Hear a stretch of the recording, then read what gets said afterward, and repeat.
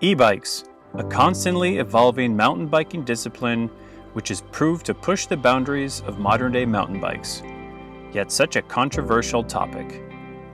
In this video, I demo an e-bike for the very first time and uncover my initial thoughts on e-bikes as a whole. Big thanks go to my local bike shop, pyörähuolto.com, for the demo bike.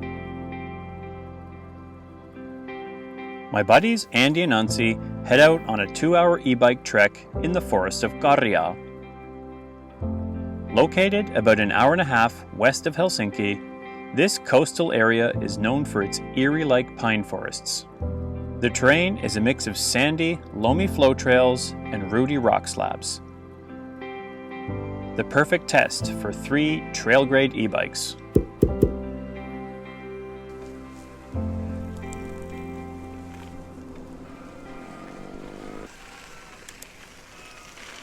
That was a helpful. We start off with a few pavement and gravel grinders, which prove to be a breeze on the e-bikes. While the GoPro levels out most of the terrain, here's a section which on your average enduro bike would be a bit of a huff and puffer. With our e-bikes set to the mid-power mode, climbing was simply an afterthought. It quickly became apparent that e-bikes open up a whole new type of riding, regardless of the trail you are tackling. Needless to say, technical climbing was just in a league of its own. When climbing on an e-bike, really all you need to worry about is spinning out the rear tire and losing traction. It's all more or less a point the bike in the direction you want to go and just fire up the hill.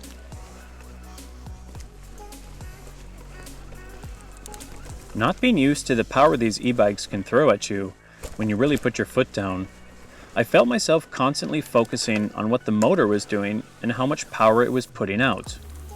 Especially in low-speed situations, where slightly too much gas could easily put you off course. It took me a good hour of riding until I was able to focus my thoughts more on the trail itself and the features ahead of me, which approached me at far quicker a pace than I'd been used to. This was something I didn't initially take into consideration when jumping on an e-bike. The trails open up in a way which force you to be more alert and conscious of your speed, because the consequences of making a mistake and falling at greater speeds are a real factor of e-biking. Not to mention the added weight and longer braking zones, e-bikes force you to change your riding style.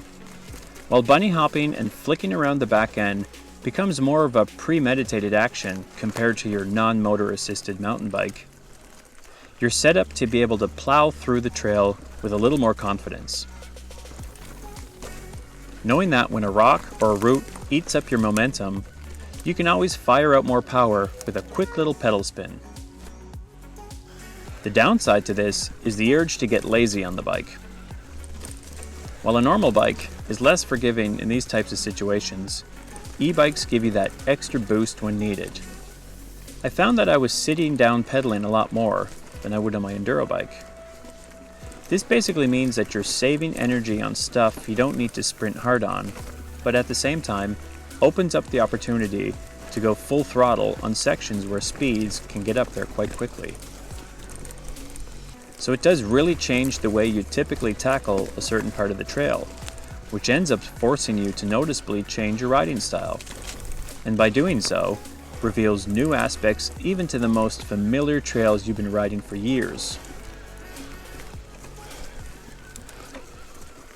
Now what comes to arguably the biggest source of controversy e-bikes present is the notion that you're cheating if you ride an e-bike, and you're not benefiting from the fitness side of things as you would on your trail bike. Have a listen to this. Does this sound like e-biking is a walk through the park? The most surprising feature of an e-bike was the fact that I was often gasping for breath after sections where we went full gas. Knowing that e-bikes give you the opportunity to blast through sections which normally might be slow grinders, result in you actually wanting to attack literally everything you see. This results in a lot more flat-out stand-up pedaling through sections which get a little bit gnarly. And as a result of this, you're constantly pushing the limits of the trail. While e-bikes don't take a similar toll on your leg muscles, for those who say you don't break a sweat on an e-bike clearly haven't tapped into the true potential e-bikes have to offer. Having ridden more or less this exact trail a week prior on my fat bike, I found myself equally gassed at the end of the trail. While my overall time and average speed were far better on the e-bike, I definitely jumped off the bike with the rewarding sensation of having pushed my body hard. Aside from the less than usual leg fatigue, I'd put my e-bike ride right up there with most of my enduro bike rides in terms of post-ride fatigue. So it's safe to say e-bikes end up pushing your limits as a rider, due to inevitably higher speeds on the trail. I could see in the long run this being a result of clear improvement in cornering and braking, along with sharpened reaction times out on the trail. While all of these are massive pros to e-biking, my biggest issue with e-bikes, based on the typical riding I tend to do, is the change in riding style. The massive increase in weight on the bike felt like an anchor trying to keep me grounded in situations where normally I'd be flicking around the bike and bunny hopping over features with ease and finesse.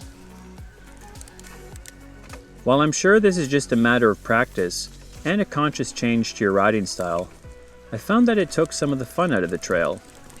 I constantly felt like my body and bike just weren't on the same wavelength. So did this one demo ride change my opinion on e-bikes and the potential where they could be used? Absolutely. And despite the different riding style characteristics, was shredding an e-bike loads of fun? You bet it was. So will I ditch my trail bike riding and substitute it for an e-bike? No.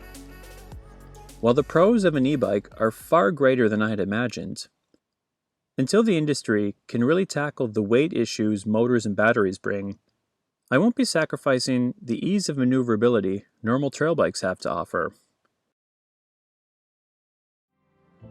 Being able to get the bike to do what you want, rather than playing the role of a passenger, is something that I just won't be looking to give up anytime soon. It is, however, safe to say that e-bikes have far more to offer than most people think, and that it's simply a different type of mountain biking discipline, which is here to stay.